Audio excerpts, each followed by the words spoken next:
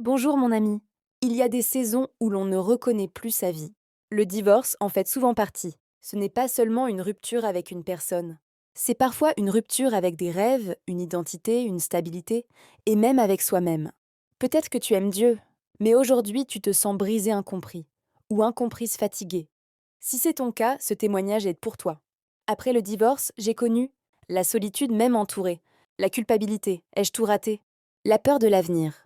Parfois la honte, même à l'église, des prières sans mots, juste des larmes. Je croyais en Dieu, mais je ne comprenais pas pourquoi. Il avait laissé cela arriver. Et pourtant, c'est dans cette vallée que Dieu a commencé une œuvre profonde. Conseil pratique, ce qui m'a aidé concrètement. 1. Accepter la douleur sans la nier. Dieu ne te demande pas d'être fort, il te demande d'être vrai. Pleurer n'est pas un manque de foi. 2. Revenir à Dieu tel que tu es. Pas avec des prières parfaites, mais avec un cœur honnête. Parfois, ma prière, c'était juste Seigneur, je n'y arrive plus, aide-moi. Et il m'entendait. 3. Couper avec la comparaison. Chaque histoire est différente. Ce que Dieu fait chez les autres ne diminue pas ce qu'il prépare pour toi. 4. Se faire accompagner. Un pasteur, un groupe de soutien, un chrétien mature, parfois un professionnel. La guérison passe aussi par l'humilité de demander de l'aide.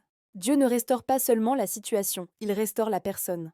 Avec le temps, Dieu a commencé à guérir mon cœur, restaurer mon identité, m'apprendre que ma valeur ne dépendait pas d'un mariage, me redonner une paix intérieure, reconstruire ma confiance. J'ai compris une chose essentielle. Le divorce n'est pas la fin de ton appel. Dieu ne recycle pas les ruines, il reconstruit plus solide. Ce que j'ai appris, Dieu est près des cœurs brisés. La restauration est souvent progressive. Ce que tu vis peut devenir un témoignage.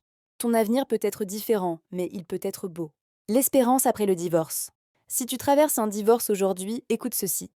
Tu n'es pas rejeté par Dieu. Tu n'as pas raté ta vie. Tu n'es pas disqualifié. Dieu écrit encore ton histoire. Même si aujourd'hui tu ne vois que des débris, Dieu voit déjà la reconstruction. Accroche-toi à lui. Un jour, tu regarderas en arrière et tu diras ce que je croyais être la fin était en réalité le début de ma restauration. Amen, partage ce témoignage à quelqu'un qui passe par des moments difficiles et en a besoin.